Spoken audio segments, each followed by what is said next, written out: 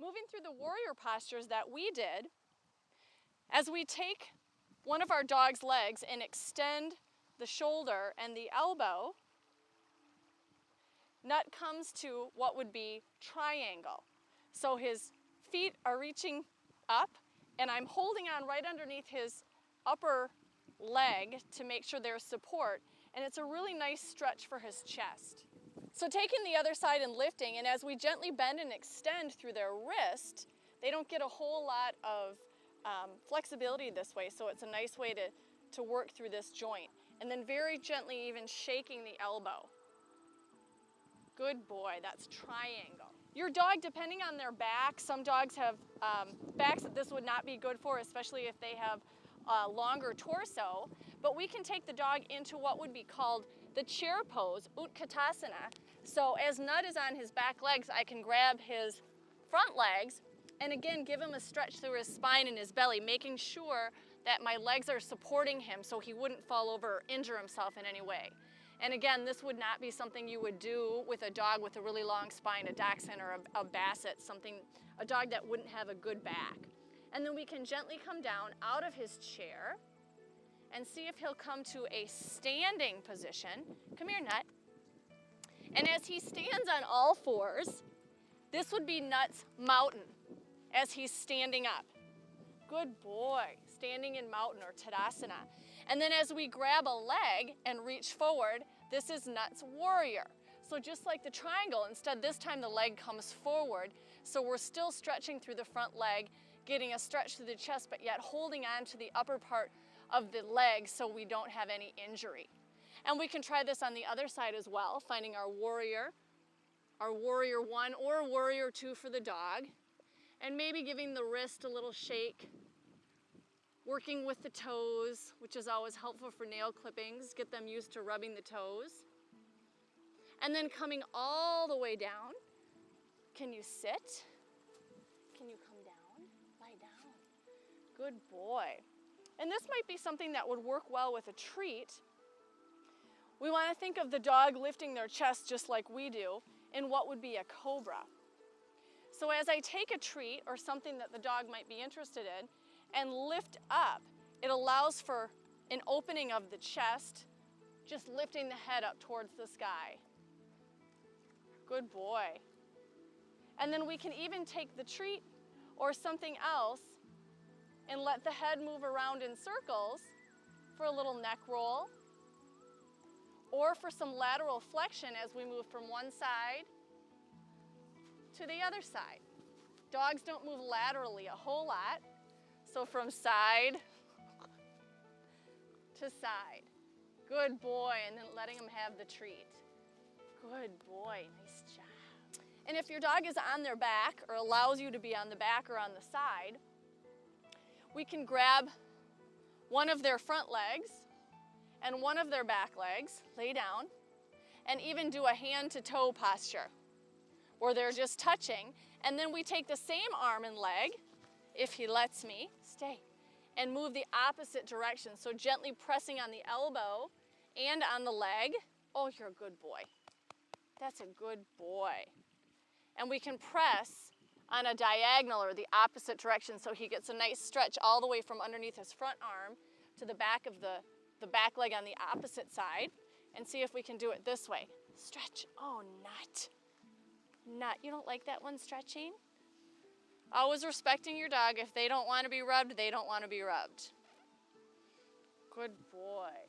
This final position, which is real relaxing for a dog, is what we call, for humans, would be a happy baby, where you would grab a hold of your feet, and for the dog it's just called a happy puppy, where their hips are open wide and they lay on their back and just shut their eyes. And especially if you give them a rub, they could just lay here for hours and hours. And Nut stretches his head, his neck, so he gets lots of length from the head all the way down through his tail. Oh, good boy. That's a good boy, big stretch. The dog is a great prop for some partner poses or balance poses. As we start in Tadasana or mountain, lifting the right leg, finding the inside of the left leg, just avoiding the knee, and finding our tree pose. Hands can be to the hips, hands can be to the heart center, or maybe arms reach upward. Now if the dog is standing next to you, come here, Nut, I can use Nut as balance. I can hold on to him for support if my balance isn't on for my tree posture.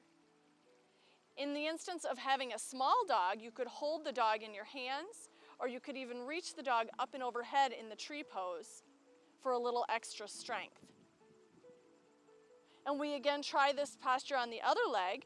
So grounding the right leg, lifting the left leg up, finding balance, just avoiding the knee, and again bringing hands maybe to heart center or opening them up wide to find our strong tree pose. Breathing in and out, finding focus, finding balance, and then releasing, coming down. Another great balance posture to use the dog, can you come up, sit, here, sit, would be our balancing warrior, warrior 3. So I could put my hands on Nut's head or Nut's back, lifting a back leg, trying to find some balance, and using Nut to support my upper body to stay lifted in warrior 3. Flexing the foot, reaching the foot back behind with toes pointing down and the inner thighs spiraling up, squaring the hips down and keeping a soft standing balancing leg. Maybe beginning to lose the dog for the balance and extend the arms forward. Coming up and then trying the same thing on the opposite leg. Again, using the dog for a balancing tool, or maybe using a small dog as a weight tool. Now he went down, so I could still come down and use him as some balance.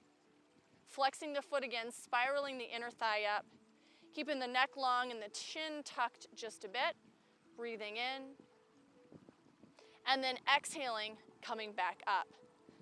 Another great standing posture that the dog can be used for balance would be our balancing half moon, coming back to one leg again, lifting it, but this time we add some rotation, so my hand could come to the dog's back, the dog's neck for balance, and then lifting up, squaring the hips and squaring the shoulders, maybe just bringing the hand to the hip and lowering down, finding the second side.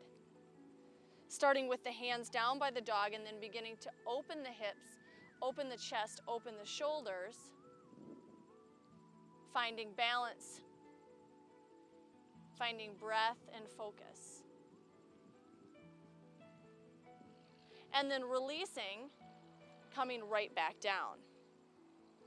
One of the most traditional postures that yoga is known for is the downward facing dog.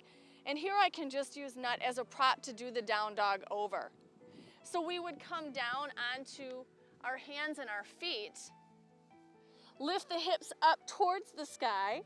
I can even let my head rest on Nut for support and just feel that length in the upper body, length through the spine, from the fingertips to the hips, and maybe even begin to pedal the heels one at a time, walking the dog, to feel the stretch through the backs of the legs. And here your dog is just helping you. They just want to be with you when you're exercising. Bringing both heels down and beginning to walk forward again to the forward bend, letting the head, the hands rest on the dog. As we add some more flexibility training, maybe coming to a wide-legged straddle with the dog between the legs, active feet, chest lifted, squaring the hips, and bent knees are a great option here as well. And then finding the flexion at the hips, I can just lean forward and give the dog a big rub.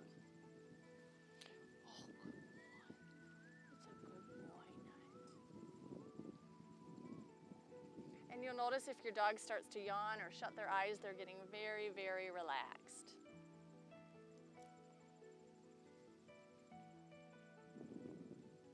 Lifting up and adding a lateral bend to the side here as well. Same arm as leg, moving to the right side as we stretch all the way up and over, long through the left side body, still active through the legs. Inhaling back to center and just switching sides. Big stretch upward. Good boy. and coming all the way back to center, lowering the hands down.